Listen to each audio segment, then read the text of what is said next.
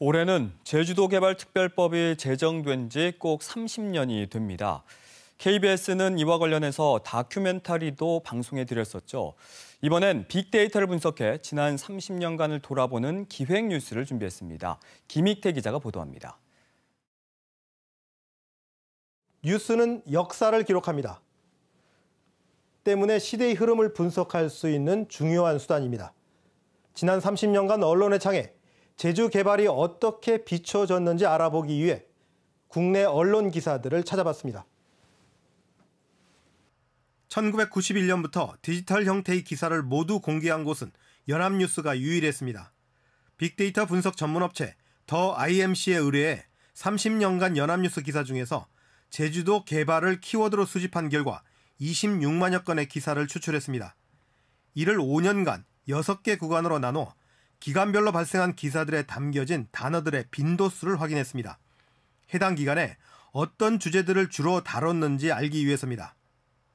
그 결과 1991년에서 95년까지는 건설, 투자, 지하수 등이, 2001년에서 5년까지는 국제 자유도시, 투자, 환경 등이, 2016년부터 20년까지는 환경, 공항, 투자 등이 눈에 띄었습니다. 이 방식만으로는 해당 기간에 발생한 특별한 이슈를 한눈에 파악하기 어려웠습니다. 이번엔 모든 기간에 공통적으로 나타나는 단어를 제외하고 구간별로 발생한 특별한 이슈를 확인해 봤습니다. 그 결과 1991년에서 95년까지는 그린벨트 해제와 외지인 투기 등이, 2001년에서 5년까지는 쇼핑 아울렛과 면세점, 케이블카 등이, 2016년부터 20년까지는 전기차와 중국, 일자리, 친환경 등이 부각됐습니다. 더 심층적인 분석을 위해 단순한 빈도수가 아니라 전체 기사 수의 각각의 키워드를 포함한 기사 수, 즉 상대적 빈도를 연도별로 시계열 분석을 했습니다.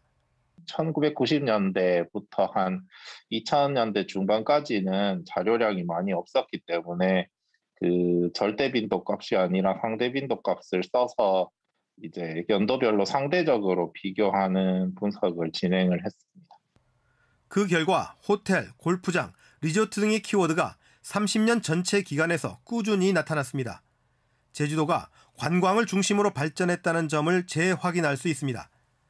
시기별로는 제주도개발특별법 도입 시기인 1990년대 초반에 외지인, 재벌, 땅 등의 키워드가 유독 눈에 띕니다.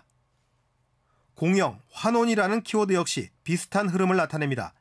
개발 이익이 분배와 주체는 제주도민이라는 인식을 강하게 표출하고 있는 겁니다. 국제자유도시특별법과 특별자치도 특별법 시기인 2000년대에는 쇼핑, 국제학교, 카지노 등이 부각돼 1990년대와는 다른 새로운 관광 상품을 모색했던 점을 확인할 수 있습니다.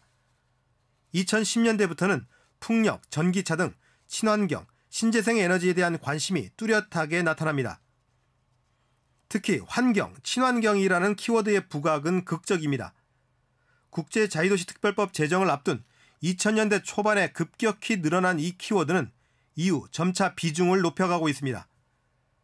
반면 건설이라는 단어는 시간이 흐를수록 급격하게 줄어드는 반면 난개발이라는 키워드는 2000년을 전후에 나타나기 시작해 2010년대부터 급격히 늘었습니다. 보다 자세한 빅데이터 분석 결과는 KBS 뉴스 홈페이지에서 디지털 기사로도 확인할 수 있습니다.